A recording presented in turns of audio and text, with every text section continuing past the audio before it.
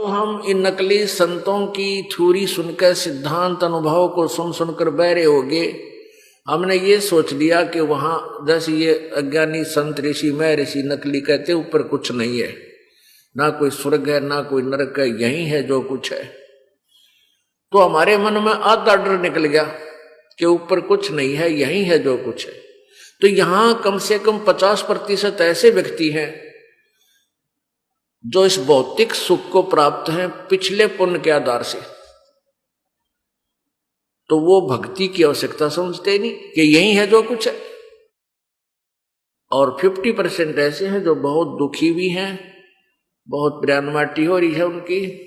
तो ऐसे हम भगवान की परिभाषा से अपरिचित होने से नहीं समझ सके। तो वहां ऊपर नरक है, नरक के अंदर बहुत भयंकर यातना इस प्राणी को दी जाती है।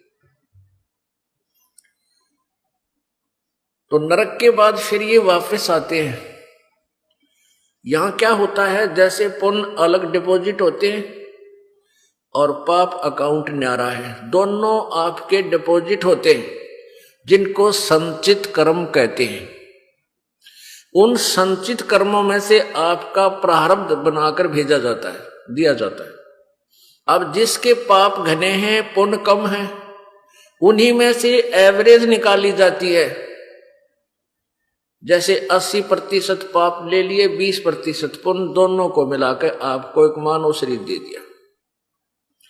अब जिसके 80% पाप हैं वो जन्म से ही दुख पान लगता है। पैदा होते ही कोई न कोई बीमारी, कोई फिर समस्या, फिर टांग कट गई, कितना हाथ टूट गया, अंधा हो गया, कोढ़ लग गया, कैंसर होगी।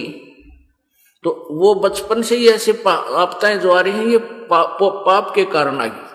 अब यहां समस्या, अब मन में शंका उठेगी कि अभी जब नरक में गए तो नरक में भी पाप भोग लिए और फिर वो फिर भी रह गए। हाँ, इतने पाप हैं आपके, पुण्य तो शीघ्र समाप्त हो जाते हैं लेकिन पाप अंत नहीं होता।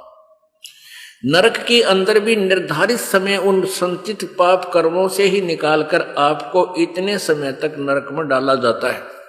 ये वहां का भी एक निर्धारित समय है। जैसे यहां 100 वर्ष आयु है, इसके आधार से आपको पुण्य और पाप मिलाकर के प्रारब्ध दिया जाता है और फिर भी शेष रह जाते हैं।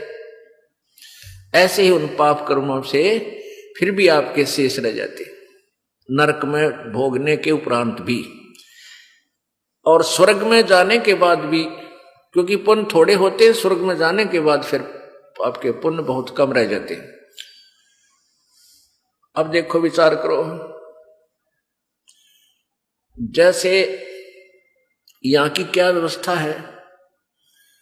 आप सुबह उठते हो और अपनी रोजी रोटी के लिए या कोई अपना घर में पोछा आदि लगाते हो, खाना बनाते हैं, कपड़े धोए, तो इन सभी क्रियाओं में ना जाने कितने प्राणी आप मार रहे हो डेली।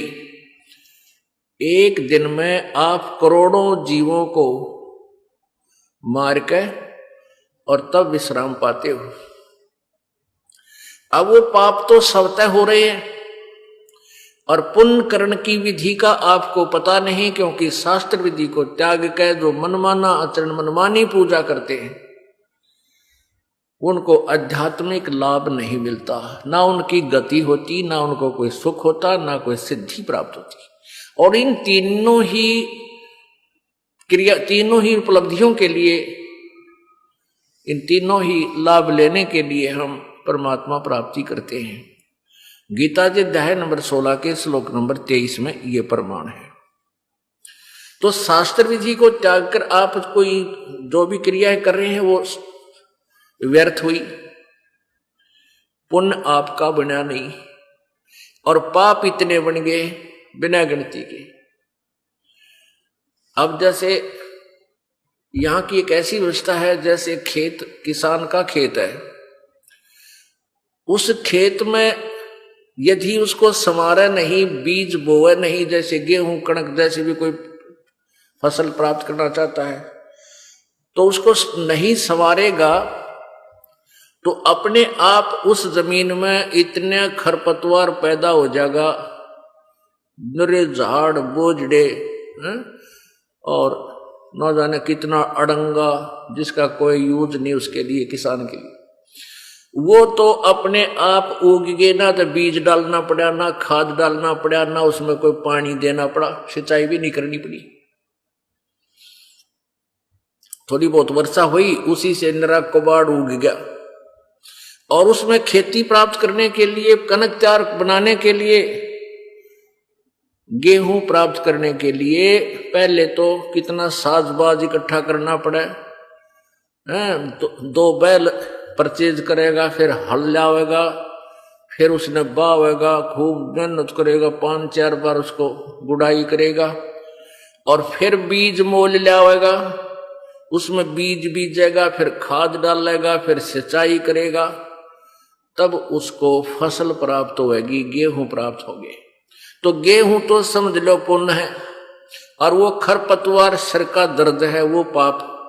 पाप तो अपने आप होता है इस क्षेत्र में। इस मानव शरीर भी एक क्षेत्र है, ये भी एक खेत है। इसमें इस खेत में पाप तो आप हो जाएंगे, और पुण्य करने के लिए आपने संत की तलाश करनी पड़ेगी, 2 पैसे दान भी करने पड़ेंगे, घर का काम भी छोड़कर सत्संग सुनने के लिए, सेवा करने के लिए आना पड़ेगा, जब कहीं पुण्य आपके बनेंगे।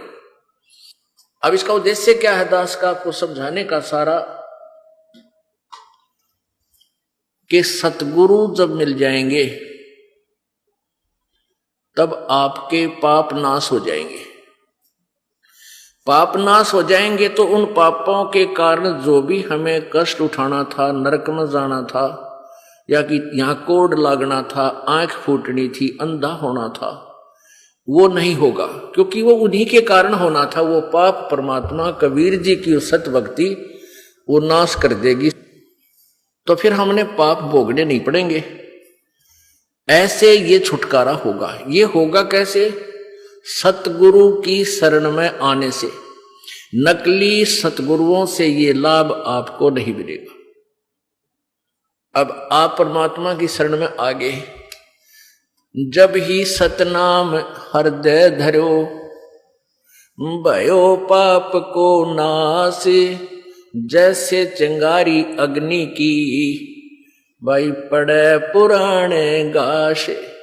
कबीर परमेश्वर की वो सच साधना, परमेश्वर का वो सच्चा मंत्र, ऐसा समझ लो जैसे हजारों टन सूखा घास पड़ा हो, और उसको कहाँ उठा कर रखे, कहाँ ठाए फिरे, खेत पूरे से उसको जमीन को कवर कर लिया, तो उसका क्या विकल्प है कि एक माचिस की सीख जला के और उसका लगा दे, सारा जल के राख हो जाएगा, और चलेगी तेज हवा, उसने इधर उधर पटक के और साफ हो जाएगा। ऐसे ही परमात्मा कबीर जी का वो मंत्र, सत्य नाम, सच्चा नाम, इस पूरे आपके युगों युगों के संचित कर्मों में आग लगा देगा, नष्ट कर देंगे, इस पापों को समाप्त कर देंगे। पुण्यात्माओं, अभी तक यह बिजली नहीं गिरी रही कि हमारे को परमात्मा की परिभाषा का ज्ञान नहीं। परमेश्वर के गुणों से हम परिचित अवश्य थे, लेकिन इन नकली गुरुओं ने हम इतना अवश्य परिचित थे कि परमात्मा दुखी को सुखी करता है, लेकिन दुखी से सुखी कब होगा? जैसे कि उसका पाप कट जाएगा, पाप से दुख है, और पाप नाश होगा तो वो सुखी होगा। किसी के पैर में कांटा लगा है और कांटा लगा हुआ है, किसी के दूसरे के पास जाता है वो कि मेरे पैर में पीड़ा है, उसने देखा कि भाई तेरे तो कांटा लगा है, तो उसका क्या समाधान होना चाहिए? कांटा निकालना चाहिए। और वो ये कहता है कि कांटा तो निकलेगा नहीं, तो जूता पहन ले, तेरे आगे कांटा लगे नहीं। क्या वो इंसान समझदार है? कांटा लगे पैर में जूता पहना नहीं जा सकता, कांटा निकले और फिर वो जूता पहने, इस डर से पहनेगा हे भगवान कदे फिर सूड़ ना बैठ जा, वो कभी नहीं निकालेगा उस रास्ते में जूते, कति चौकस पे रहेगा मोटी तली के। तो ऐसे ही ये अज्ञानी ऋषियों ने, महर्षियों ने बैठा दिया, ना वो वेद समझ सके, वेदों का ढंढोरा जरूर पीटते थे, वेद सत्य ज्ञान है, वेद सत्य ज्ञान है, और वेदों में क्या लिखा है वो नहीं समझ सके, अपना सिद्धांत समाज में प्रोड्यूस कर दिया